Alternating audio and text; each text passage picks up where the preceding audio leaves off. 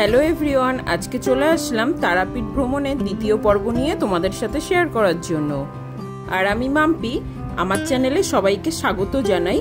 তোমরা এখনো যারা সাবস্ক্রাইব করোনি তারা প্লিজ আমার চ্যানেলটি সাবস্ক্রাইব করে দিও। আর যারা আমার চ্যানেলটি সাবস্ক্রাইব করেছো তাদেরকে জানাই অসংখ্য ধন্যবাদ ও আমার ভালোবাসা। তারাপীঠ ভ্রমণের প্রথম পর্বে আমি শেয়ার করেছিলাম আমরা তারাপীঠ কিভাবে পৌঁছেছিলাম, আর দ্বিতীয় পর্বে শেয়ার করব তারপর থেকে। আমরা তারাপীঠ পৌঁছানোর পর হোটেল বুক করা ছিল, হোটেলে উঠি, তারপর রুমে গিয়ে ফ্রেশ হয়ে নিচে চলে এসেছিলাম। হোটেলেরই একটা খাওয়ার রেস্টুরেন্ট আছে, সেখানে দুপুরে লাঞ্চ করার জন্য। আমরা তারাপীঠ পৌঁছেছিলাম দুপুর 1টার দিকে। তারপর ফ্রেশ হয়ে 2টোর সময় লাঞ্চ করে আবার রুমে এসে একটু রেস্ট নিয়েছিলাম। তারপর আমরা সবাই মিলে বিকেল 4টে নাগাদ বেরিয়ে পড়েছিলাম বীরচন্দ্রপুর যাওয়ার উদ্দেশ্যে। ওখানে বেশ কয়েকটি ভালো ভালো মন্দির আছে, তাই যখনই তারাপীঠ যাই একবার বীরচন্দ্রপুর থেকে ঘুরে আসি।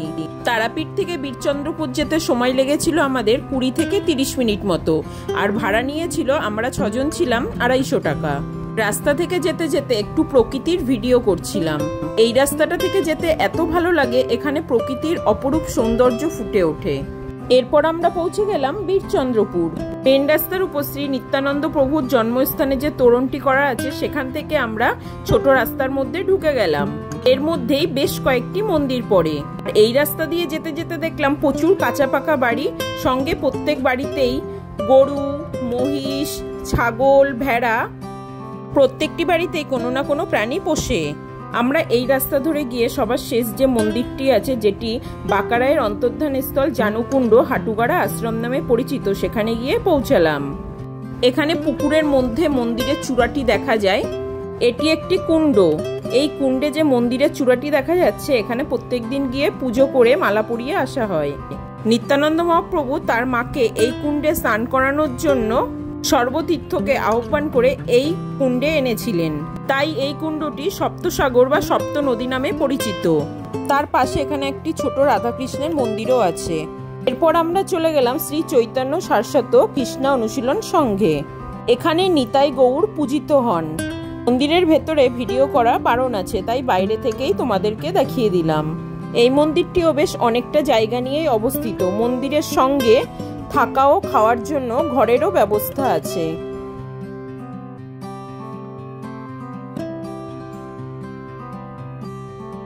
এরপর আমরা চলে গেলাম একচক্রা শ্রী রাধা রাসবিহারী মন্দিরে। এই মন্দিরে প্রভু জগন্নাথ দেব, বলরাম দেব এবং মা সুভদ্রা পূজিত হন, সঙ্গে রাধাকৃষ্ণও পূজিত হন।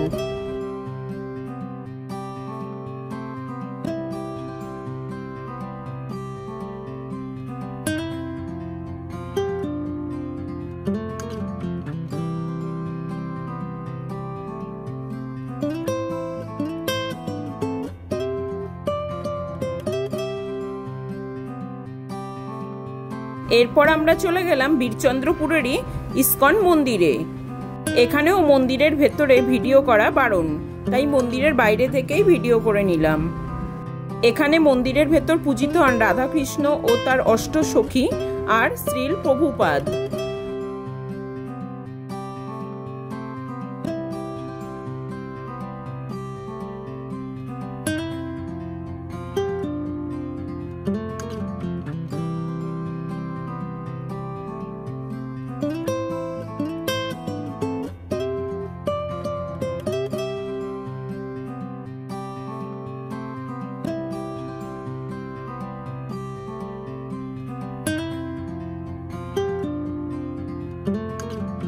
তারপর আমরা চলে গেলাম বীরচন্দ্রপুরেরই মেন রাস্তা দিয়ে শ্রী শ্রী বাঁকারায় সিংহদুয়ার, এই যে গেটটি করা আছে সেখান থেকে ঢুকে প্রথমে এই জগন্নাথ মন্দিরে। এই মন্দিরটি কিছুটা পুরী মন্দিরের আদলে বানানো হয়েছে। এখানেও মন্দিরের ভেতর ভিডিও করা বারণ আছে। এই মন্দিরের ভেতরও প্রভু জগন্নাথ দেব, বলরাম দেব, মা সুভদ্রা পূজিত হন। মন্দিরটি তোমাদের বাইরে থেকে দেখাচ্ছি। দেখো, বেশ সুন্দর করে মন্দিরটি তৈরি করা, দেখতেও ভারী সুন্দর লাগছিল। এই মন্দিরের ভেতরে একদিকে যেমন প্রভু জগন্নাথ দেব, বলরাম দেব, মা সুভদ্রা পূজিত হন, তেমনি আর একদিকেও প্রভুর আরেকটি আদি রূপ নীলমাধব, তিনিও পূজিত হন। প্রভু জগন্নাথ দেবের আদি রূপ নীলকান্ত মণি দিয়ে তৈরি করা ছিল, তাই প্রভু জগন্নাথ দেবের আরেক নাম নীলমাধব। জগন্নাথ মন্দির থেকে বেরিয়ে এসেই কিছুটা এগিয়ে গেলে আরেকটি মন্দির পড়বে, সেটি হলো বাঁকেবিহারী মন্দির। এই মন্দিরে কৃষ্ণের আরেকটি রূপ বাঁকেবিহারী তিনি পূজিত হন। এখানেও ভিডিও করা বারণ ছিল, তাও মন্দির কর্তৃপক্ষকে রিকোয়েস্ট করে অল্প একটু ভিডিও করে নিয়েছিলাম। এখানে মন্দিরের গায়ে বিভিন্ন রকম কারুকার্য করে কৃষ্ণের বিভিন্ন রূপকে তুলে ধরা হয়েছে। এই মন্দিরটিও বেশ বড়। এখনো মন্দিরের চারপাশে কিছু কাজকর্ম চলছে, এরপর মন্দিরটি দেখতে আরো সুন্দর হয়ে যাবে।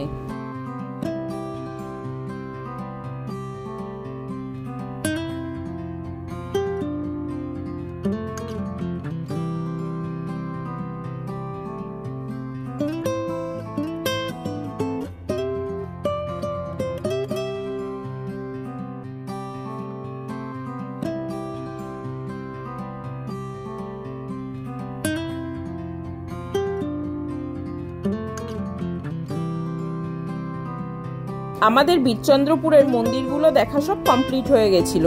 এরপর আমরা সেই টোটো করে আবার তারাপীঠ মন্দিরে ফিরছিলাম। আর আস্তে আস্তে ঠিক যখন সন্ধে হয়ে গেছে, দেখো নীল আকাশের মধ্যে এখানে চাঁদটা কত সুন্দর দেখতে লাগছিল, তাই একটি ছোট্ট করে ভিডিও করে নিয়েছিলাম। এরপর আমরা পৌঁছে গেছিলাম তারাপীঠ মন্দির। যখন আমরা মন্দিরে গেছি তখন মায়ের আরতি করা হয়ে গেছিল। প্রথমে মন্দিরে গিয়ে নাট মন্দির থেকে মাকে খুব সুন্দরভাবে দর্শন করে নিয়েছিলাম। আর এখানে দেখো কত বড় একটা যজ্ঞ অনুষ্ঠান চলছে। যেদিন আমরা তারাপীঠ পৌঁছেছিলাম অর্থাৎ 30শে জুলাই, সেদিনই বিকালবেলা বীরচন্দ্রপুর ঘুরে আবার সন্ধ্যাবেলা তারাপীঠ মন্দিরে চলে এসেছিলাম। দিন একটু দেরি হয়ে যাওয়ার কারণে মায়ের আরতি দর্শন করতে পারিনি, তাই পরের দিন আমরা সন্ধ্যাবেলা মায়ের আরতি দর্শন করেছিলাম। তার ভিডিও আমি তোমাদের সাথে শেয়ার করে দেব। জানো তো, তারাপীঠ গিয়ে আমরা একদমই কম বৃষ্টি পেয়েছি। বৃষ্টির সঙ্গে তারাপীঠের আকাশে সুন্দর রোদ্দুরও ছিল। আমরা এখন তারাপীঠ মন্দিরে চলে এসেছি। সারাদিনই প্রচণ্ড বৃষ্টি, কিন্তু সব মাথায় রাখলে চলবে না।